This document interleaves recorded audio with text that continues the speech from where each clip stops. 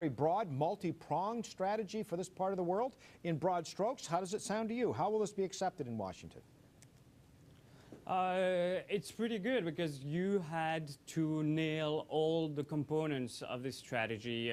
President Obama spoke first about Al-Qaeda, then about Pakistan, then about Afghanistan, but also about the fact that the government is corrupt in Afghanistan, the drug trafficking, the aid to Pakistan in civilian monies up to 1.5 billion a year.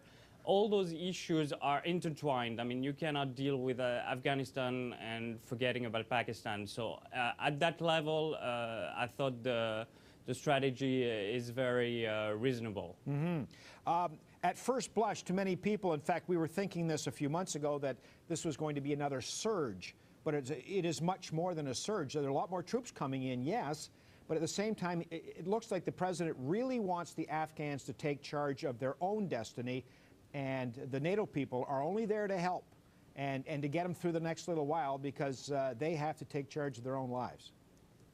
That is correct. That's the model that worked in Iraq. The benchmarks are the way to go. President Obama was clear in saying that the US and NATO are not there forever, and that the Afghan people need to take their destiny into their own hands. And that's why the training of forces is vital.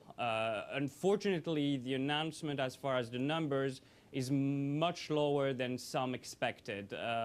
The total number is around 216,000, both Afghan army and police forces. Some of the reports that I saw before today were talking about north of 400,000 total security forces. Sir, these hundreds of civilians that will be directed to go to Afghanistan, this is a real change, because it's been essentially just military people who have been in this part of the world. Pretty dangerous part of the world, of course, but we're sending hundreds of civilians. What are they going to do there?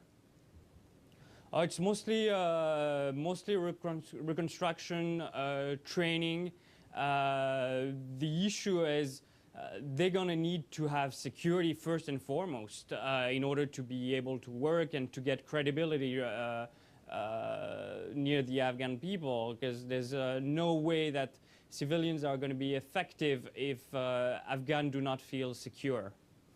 You know, it's interesting that the people who actually live in the neighborhood, you know, the Russians, the Iranians, Pakistanis, they need to be more on board, right? Is that the point of this international thrust, this diplomatic thrust? Get the people in the neighborhood to help support this effort and to prop up the Afghans in their efforts to take charge of themselves.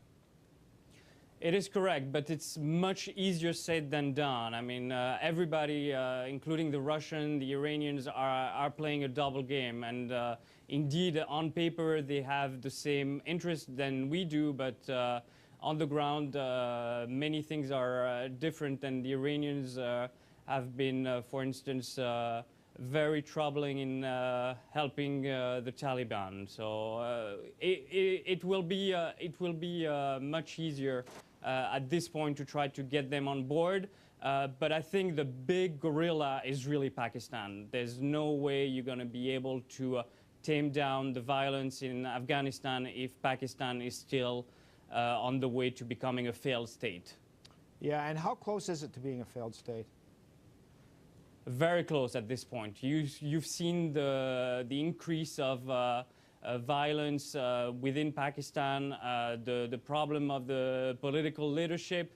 But the main issue for the long run, and I think that's what President Obama needs to really underline, is education. The madrasas, some of the extremist Quranic schools are still producing day after day a generation of suicide bombers. And if you don't close down those schools and replace them with secular non-extremist schools, then there's not much we can do. Yeah. Mr. Guitta, can we accept the fact that this strategy announced today to the world by the President of the United States is essentially a NATO fait accompli, because he'll be taking this message to The Hague next week, right? Or at least the United States will be.